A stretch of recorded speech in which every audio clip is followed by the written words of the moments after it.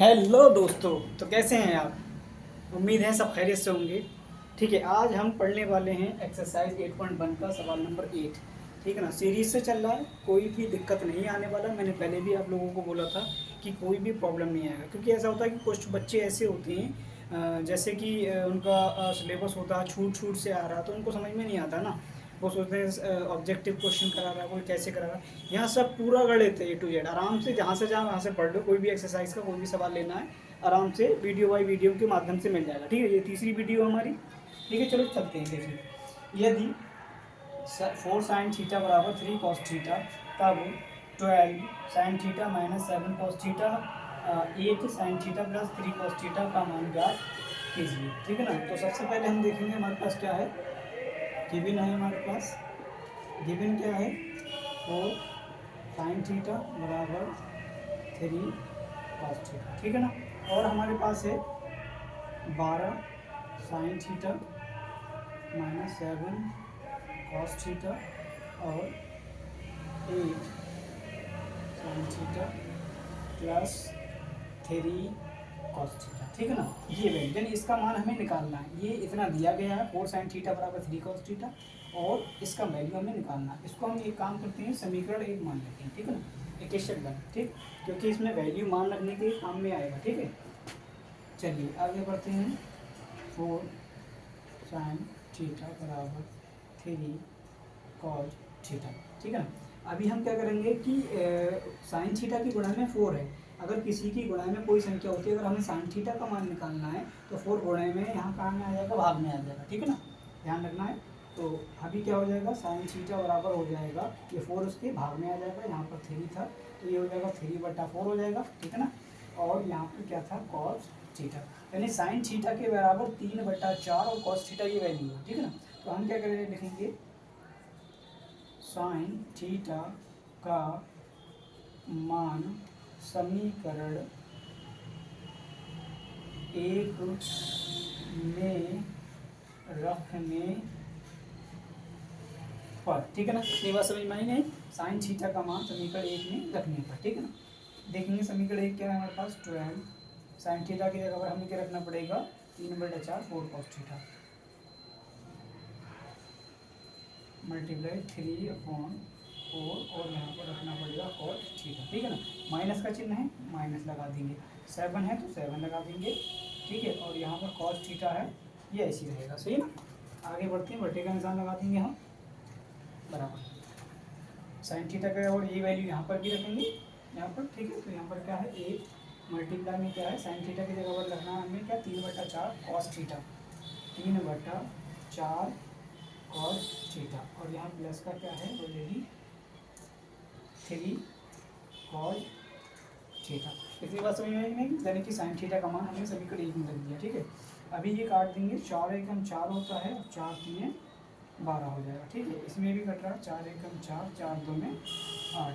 ठीक है, अब क्या है हमारे पास, 3 और 3 का मल्टीप्लाई कर लेंगे हम, यानी 3 और 3 का गुणा करेंगे तो कितना हो जाएगा 9। ये क्या हो जाएगा, कॉस थीटा, और ये माइनस का क्या था, 7 कॉस थीटा, 7 कॉस थीटा हो गया। बटे में इधर से 2 और 3 आपस में गुणा कर देंगे, 2 और 3 का गुणा कितना था, 2 3 6। यहाँ पर क्या है, कॉस थीटा हो जाएगा, और प्लस यहाँ पर कितना 3 कॉस थीटा। ठीक है ना, इतना हो गया, इतना ही बात समझ में आएगी। ठीक है, आगे बढ़ते हैं, आगे बढ़ते हैं। तो 9 में से 7 कॉस थीटा घटाएंगे तो कितना कॉस थीटा बचेगा, 2 कॉस थीटा बचेगा, और 6 कॉस थीटा और 3 कॉस थीटा, 6 और 3 कितना मिला के होता है, 9 कॉस थीटा हो जाएगा। 9 कॉस थीटा हो गया, कॉस थीटा से कॉस थीटा कैंसिल हो जाएगा, इसका मतलब हो जाएगा 2/9। यही हमारा क्या है, आंसर है। ठीक है ना, समझ में आ गया नहीं आएगा, सिंपल से एक बार और समझ लेते हैं। 4 साइन थीटा बराबर 3 कॉस थीटा था, तो 4 साइन थीटा बराबर 3 कॉस थीटा, और ये दिया हुआ था हमने 12 साइन थीटा और 7 cos theta, 8 sine theta plus इसका वैल्यू निकालना था। हमने 4 साइन थीटा बराबर कितना 3 कॉस थीटा ले लिया, साइन थीटा बराबर क्या है 3/4 कॉस थीटा हो जाएगा। साइन थीटा का मान समीकरण 1 में रखने पर। ठीक है ना, समीकरण 1 क्या थी, 12 था, साइन थीटा का मान 3/4 रख दिया, कॉस थीटा रख दिया, माइनस का 7 कॉस थीटा ऐसी रहा। यहाँ पर से मैं इसमें नीचे अपॉन में का 8 था, गुणा में 3/4 तो साइन थीटा का मान रख दिया प्लस 3 cos थीटा, ठीक है ना। और 4 एकम 4 3 12 ये कर दिया, और यहाँ पर 4 एकम 4 दूनी 8 तो 3 3 9 cos थीटा हो गया, 9 cos थीटा लिख दिया माइनस 7 cos थीटा था पहले 7 लिख दिया, और यहाँ पर 2 3 6 cos थीटा हो जाएगा प्लस 3 cos थीटा यहाँ आ जाएगा, 6 3 कितना हो जाएगा 9।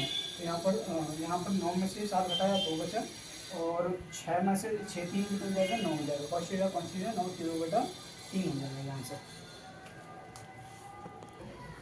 चलिए तो अगली सवाल की तरफ बढ़ते हैं। सवाल नंबर 9 क्या कह रहा है, यदि cos a बराबर 3√3/2 तो sin a plus tan a का मान ज्ञात कीजिए, ठीक है ना।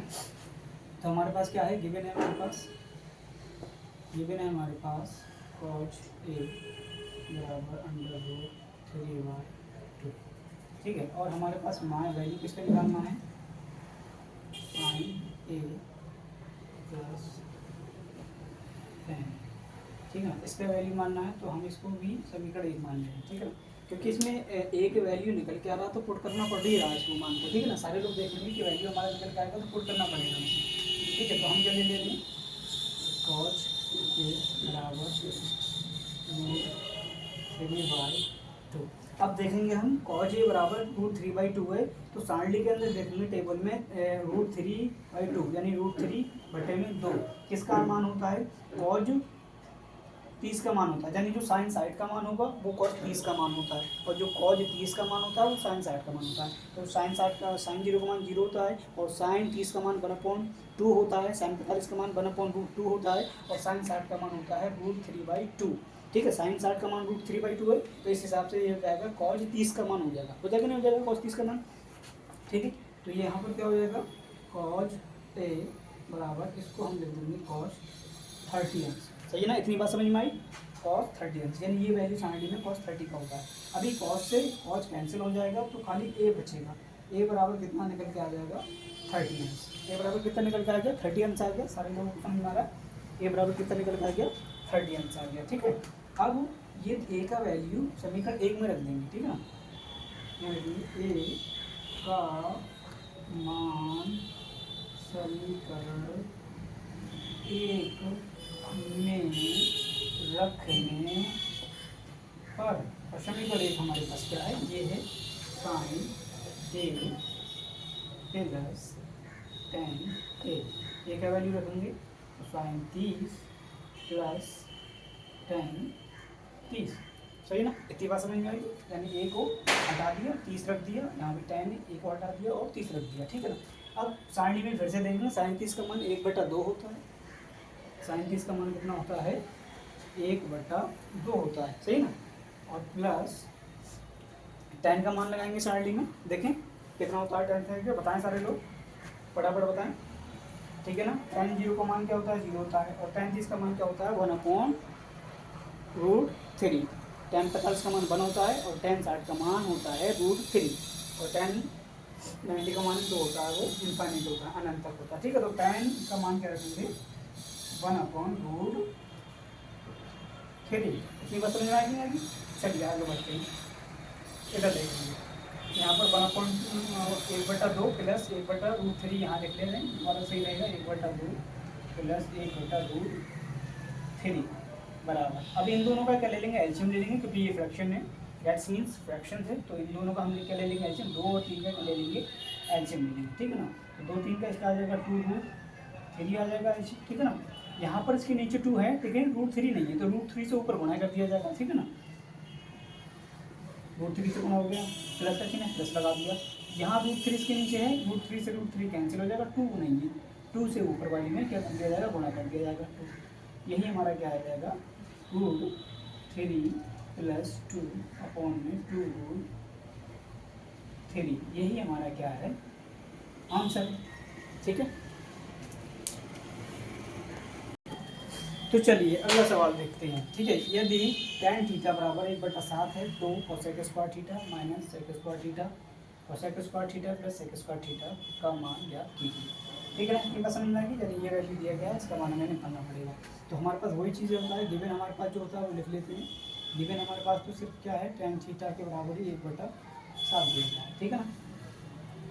और हमें मान किसका निकालना है, मान निकालना है cosec square theta minus sec square theta और कोसेक स्क्वायर थीटा प्लस का सेक स्क्वायर थीटा, ठीक है।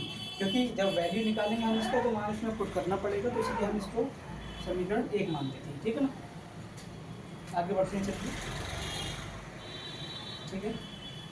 तो यहाँ लिख दे रहे हैं हम लाभ बटा और, ठीक है ना। ये चीज़ जरूरी है क्योंकि जब इस तरीके का वैल्यू हमें निकालना पड़ता है तो हमें वो लिखना पड़ता है, क्योंकि वो उससे आसान पड़ जाता है हमारे पास। ये एस मतलब साइन हो जाएगा, सी मतलब कॉज हो जाएगा और टी मतलब टैन हो जाएगा। इतनी बात समझ में आ जाएगी नहीं आएगी?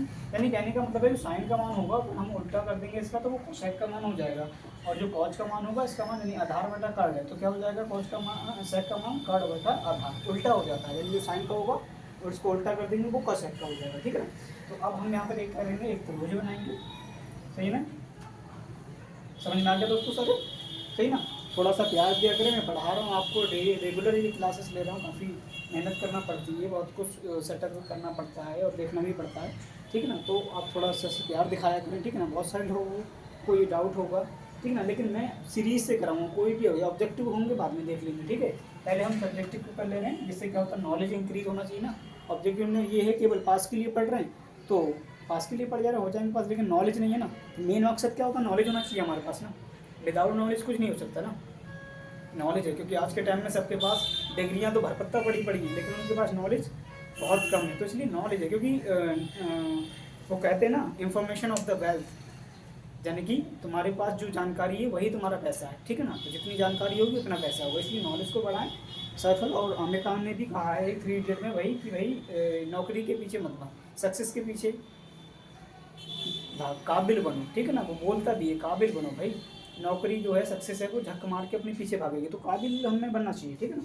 तो फिलहाल देखेंगे हमारे पास tan थीटा बराबर, यहाँ देखेंगे tan थीटा बराबर ये है, ठीक है ना। tan थीटा यहाँ होता है लंब बटा कर्ड है, तो कहने का मतलब ये है कि ये वाला हमारा जो हो जाएगा वो लंब हो जाएगा और ये वाला हमारा ये है वो कर्ल हो जाएगा। इतनी बात समझ में आई, ये वाला हमारा लंब होगा और ये वाला कर्ल होगा। इस तरीके के सवालों का जो होता है बहुत ईजिली पैटर्न होता है, ठीक है। अब इसमें आ जाएंगे त्रिभुज में, ठीक है ना। इसमें देखेंगे ये वाला हमारा लंब है, यानी कहने का मतलब लंब हमारे पास 1 है, तो लंब को 1 रख दिया, ठीक है ना। और हमारे पास कर्ल 7 है, कर्ल 7 रख दिया। आधार हमारे पास है नहीं, सही ना, आधार नहीं है, आधार निकालना है हमको, ठीक है ना।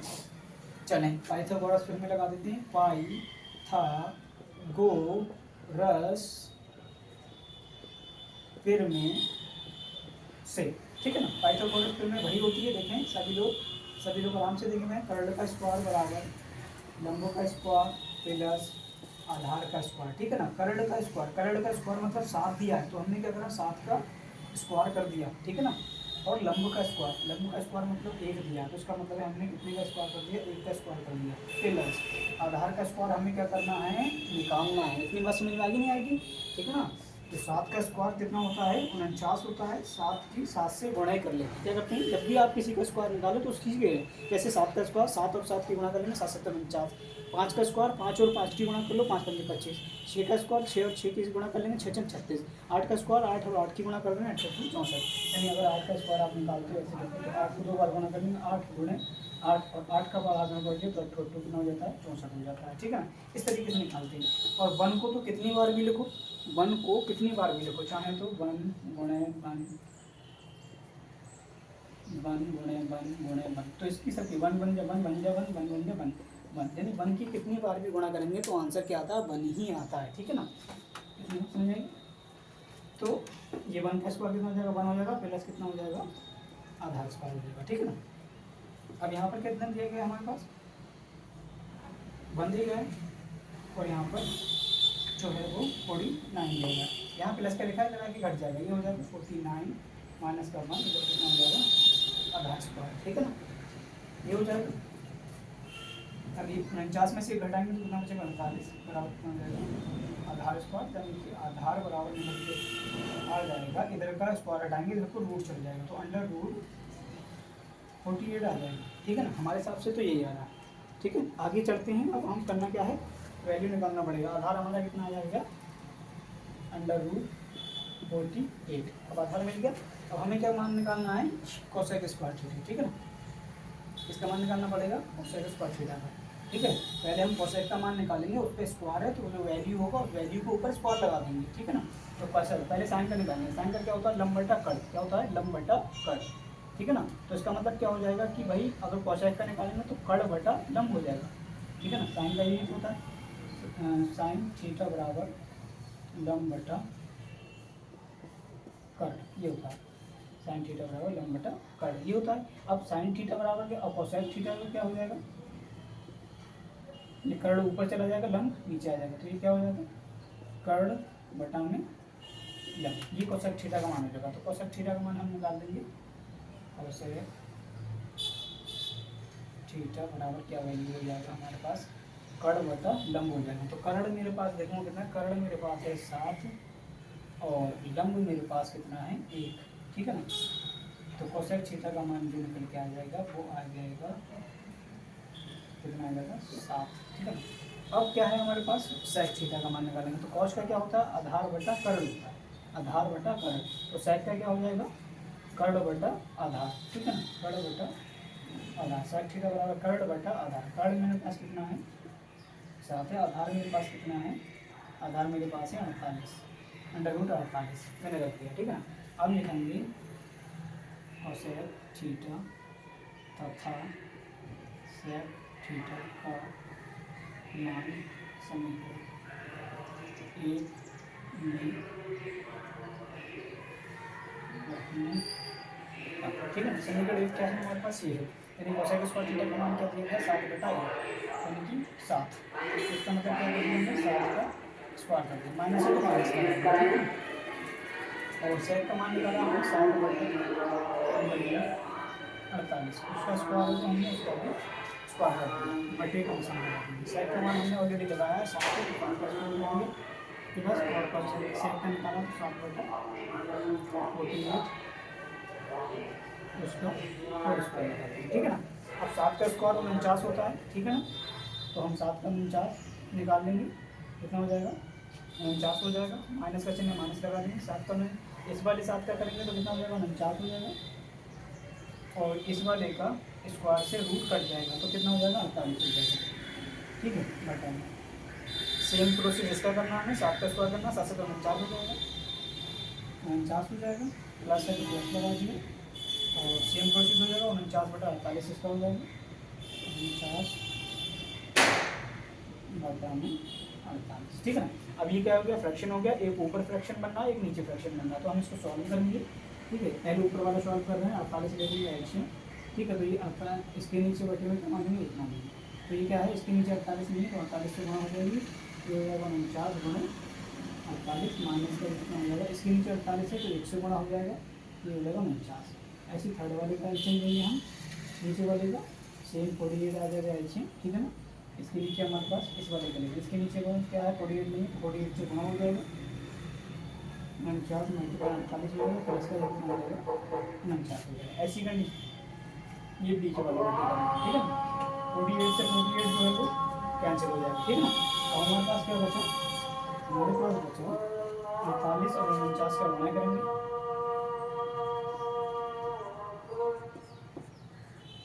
गुणा करेंगे 9 8 72, 7 9 4 36, 42 और 1 43, 4 8 32, 3 4 16 3 19, 2 3 5 4 9 13, हासिल लगा 23 वाला, टोटल इसका कितना आ रहा है 23 वाला। तो हमने क्या कर दिया, इन दोनों की गुणा कर दी, 48 की 23 52, ठीक है ना, और माइनस का कितना है 49, ऐसी सेम इसमें भी आ जाएगा 23 52, प्लस का कितना है यहाँ पर 49, ठीक है ना। इतनी बात समझ में आएगी।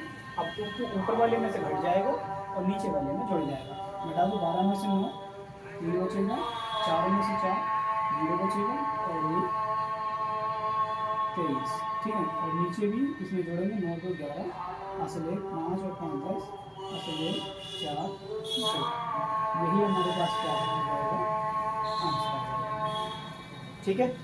तो जो भी चैनल पे नए हैं वो सब्सक्राइब कर लें, क्योंकि कोई भी नोटिफिकेशन छूटना नहीं चाहिए, अगर छूट जाएगा तो फिर दिक्कत होता है, बोर्ड के लिए भी दिक्कत होता है, क्योंकि ऐसा होता है बहुत सारा पढ़ा हुआ भी नहीं होता, लेकिन यहाँ सीरीज से मिला तो आराम से बेसिकली आराम से मिल रहा है, कोई दिक्कत बात नहीं है। सीरीज से हमारा यहाँ से चला सवाल सवाल यहाँ तक आ गया, और ये हमारा फाइनल हमारा आंसर है, ठीक है ना। लॉन्ग में थोड़ा मुश्किल होता है इसलिए लोग पढ़ाते नहीं हैं, ठीक है ना।